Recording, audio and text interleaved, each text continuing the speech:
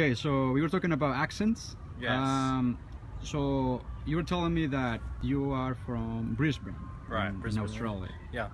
Okay, so you said the accent in Australia is everybody has the same accent, or? Right. Well, you know, what is different about Australia in comparison with, say, United States and England, where the populations are much bigger?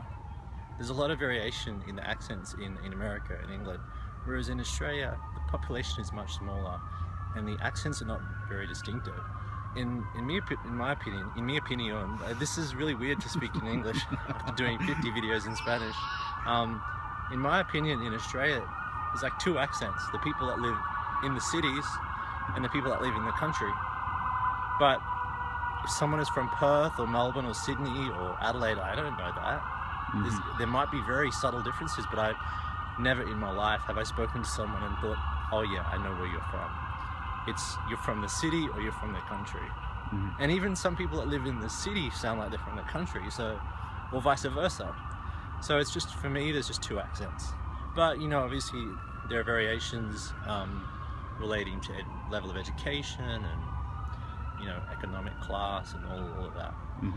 Also, I should say that there is another different type of English accent, is like people who are Aboriginal, who grew up in Aboriginal communities. Obviously when they speak English, they do have a different accent, and that's related to the fact that they might speak another language, or they've grown up in a different community. So that is a distinctive accent. I see. So in their case, might also education play a part on it as well? Or the what, sorry? Education, maybe? Education level for Aboriginal people? No, I don't think it's related to that. It's really just like it's just a cultural marker. Cultural marker. It's like lots of different ethnic groups that grow up in particular areas have unique accents. So I think that is one distinctive accent. And then obviously people who've come from other countries have their own type of accent.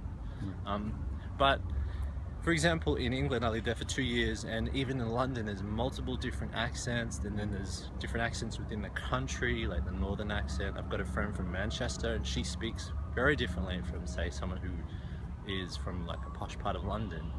And it's kind of funny when people talk about the British. Well, they talk about the British accent, which is a misnomer. Well, it is incorrect anyway, because there isn't a British accent. But when people are talking about that, they're thinking about the Queen's English and how the Queen speaks. Like, very few people speak like the Queen. So you think the Queen has an accent, or? Was she heavy? Or? Well, I don't even know. I don't know if she's born in England or whether she's born in Scotland. I don't know, but she has that house in Scotland, Balmoral. But yeah, that type of English is not typical. Well, that's like a very rich people. Most people in England don't sound like that. So there's millions of, I'm exaggerating, there's lots of different accents in England. And then of course people in Scotland have a completely different accent, people in Ireland have a different accent. And then in the United States, lots of different types of accents. I'm not very good with identifying American accents. I can pick up Southern accents and stuff like that. I can just know that someone's from the South, but I can't pick like, oh, you're from Texas or you're from Virginia. But people who live here are very good at picking those types of accents out. What about New York? Do you think there are different accents? Yeah, there are different accents. There are people from, you know, Brooklyn or the Bronx, but I didn't grow up here, so I'm not as skilled at identifying those different types of accents. But people who've lived here can very, very quickly say, oh, he's got a Brooklyn accent, or this one's from New Jersey, and this one's from, the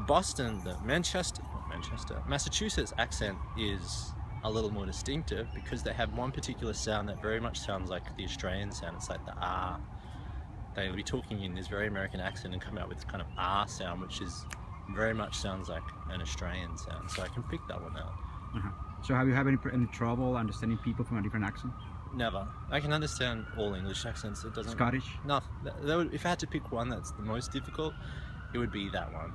Scottish? Yeah, but I don't have problems with it, and that's because most people who learned English, who grew up outside of the United States, are used to hearing lots of different types of accents, so we're more, I guess, perhaps more skilled at processing these accents, whereas people in the United States have had less exposure, so as a result they're not as able to identify what the accent is or process it. And it's really bad cough. This is the next problem I'm developing.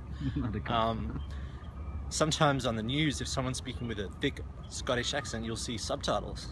because Yeah, people I've don't know what they're noticed that, yeah. saying. Have you seen that before? Or if Yeah. it's mostly Scottish, that's the one people have the most problems with. But yeah, I love the Scottish accent. I like the Irish accent. These are two of my favorites. So the Scottish and the Irish Yeah. accents. Your The favorite. Australian accent and the New Zealand accent are very similar, except for a couple of sounds. The E sound. So in Australia we might say chips, and they'll say chips. What about the English from Jamaica?